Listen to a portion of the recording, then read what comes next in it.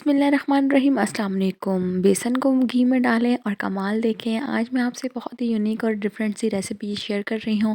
تو رمضان کے لیے یہ چیزیں بہت زیادہ آپ سیو کر سکتے ہیں، اسٹور کر سکتے ہیں۔ تو سب سے پہلے آپ نے کیا کرنا ہے، 2 کپ جو ہے بیسن میں نے لے لیا ہے، اس کو اچھے سے چھان لیا ہے۔ آپ کچھ بھی یوز کریں، آٹا، میدا، جو بھی آپ چھان لیا کریں، کیونکہ ان کے اندر کچھ نہ کچھ ہوتا ہے۔ تو میں نے اس کے اچھے سے چھان کے اور اس کے بعد جو ہے اس کے اندر ہم ایڈ کریں گے کچھ اسپائسیز۔ میں نے اس کے اندر سب سے پہلے ڈال دی ہے لال مرچ۔ لال مرچ آپ اپنی ضرورت کے مطابق، اگر آپ زیادہ پسند کرتے ہیں تو آپ زیادہ بھی ڈال سکتے ہیں، لیکن میں نے صرف ½ ٹیبل اسپون جو ہے اس کے اندر ڈالی تھی۔ اور اس کے بعد جو ہے میں نے اس کے اندر ایڈ کیا ہے نمک، تھوڑی سی میں نے اس کے اندر ہلدی بھی ڈالی تھی اور چاٹ مسالہ بھی۔ چاٹ مسالہ آپشنل ہے، اگر آپ کو پسند ہے تھوڑا اسپائسی تو آپ یہ سب کی چیزوں کی مقدار تھوڑی زیادہ کر سکتے ہیں۔ اور نمک جو ہے حسب ذائقہ آپ نے ڈالنا ہے، اور اس کے بعد جو ہے آپ نے اس کو اچھے سے جو ہے مکس کر لینا ہے۔ اور آج میں آپ کو جو ریسیپی بتانا سکھا رہی ہوں بہت مزے کی، بہت یمی بنے گی۔ 1 جو کپ جو ہے میں نے پانی لے لیا ہے، نارمل پانی ہے یہ، تو اس کو اچھے سے جو ہے ہم نے ایک پیسٹ بنا لینا ہے، کیونکہ ہمیں جو چاہیے تھوڑا نہ زیادہ لیکوڈ چاہیے نہ تھک چاہیے۔ تو میں نے اس کا اچھے سے اس کو پیسٹ بنا لیا ہے۔ آپ دیکھیے گا اتنے یمی اور اتنے مزے کی میں آج ریسیپی بنا رہی ہوں کہ واقعی آپ کا بھی دل کرے گا یہ بنانے کو، اور بہت ایزی ہے۔ تو یہاں پر میں نے سوکھا دھنیا جو ہے اچھے سے پیس لیا ہے اور اس کو بھی اس کے اندر ایڈ کر دیا ہے۔ سوکھے دھنیا کا ایک الگ ہی ذائقہ ہوتا ہے، الگ ہی ٹیسٹ ہوتا ہے۔ اب آپ نے کیا کرنا ہے، آپ کے پاس اگر ایسا زپ لاک بیگ نہیں ہے، آپ اس طرح کا کوئی بھی شاپر لیں اور صاف ستھرا ہو، اس کو اگر جو بھی ہے آپ اس کو دھو کے یوز کریں، تو آپ نے اس طریقے سے اس کا ایک پاؤچ بنا لینا ہے۔ ایسے پاؤچ بنا کے اس کو آپ نے کینچی سے یہاں سے ہلکا سا کٹ کر دینا ہے۔ تو جب آپ یہاں سے ہلکا سا کینچی سے کٹ کریں گے تو آپ کی جو بنیں گی یہ مزے کا پکوڑوں کا سالن، اور بہت ہی یمی تھا، بہت ٹیسٹی تھا۔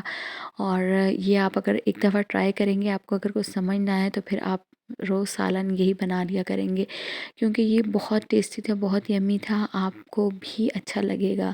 تو اس طریقے سے آپ نے جو ہے کینچی کی مدد سے آپ نے اس کو کاٹتے جانا ہے۔ ویسے اگر آپ زیادہ شیپ بنانا چاہتے ہیں راؤنڈ، یا اس کو آپ جو ہے نارمل ویسے بھی کھا سکتے ہیں، کیونکہ یہ بہت ہی زیادہ یمی بنی تھی، بہت ہی کرسپی اور بہت ہی اچھی لگی تھی مجھے تو پرسنل۔ اس کا سالن بھی بہت اچھا لگا۔ تو اب بھی میں نے بتا ہی دیا کہ میں اس کا بنا کیا رہی ہوں۔ اس کا میں بنا رہی ہوں سالن، پکوڑوں کا سالن۔ آپ نے پکوڑوں کی کڑی تو بہت کھائی ہوگی، تو آج میں آپ کو بتاؤں گی کہ پکوڑوں کا سالن کیسے بنتا ہے۔ تو یہ دیکھیں کتنے کرنچی اور کرسپی بنے ہیں، اور آپ اس کو نارمل چائے کے ساتھ بھی کھا سکتے ہیں۔ تھوڑے سے میرے سے موٹے ہو گئے تھے کیونکہ میرا فرسٹ ٹرائی تھا، میں نے یہ بھی کہیں دیکھی تھی تو میں نے ٹرائی کیا اور مجھے بہت ہی زیادہ پسند آیا۔ تو اب جو ہے میں نے اس کا کیا کرنا ہے، پیاز کو اچھے سے براؤن کر لینا ہے۔ اتنا زیادہ براؤن نہیں کرنا، کیونکہ مجھے جو ہے تھوڑا سا ہلکا پھلکا براؤن چاہیے۔ اور اس کے اندر میں نے ایڈ کر دیے ہیں ٹماٹر۔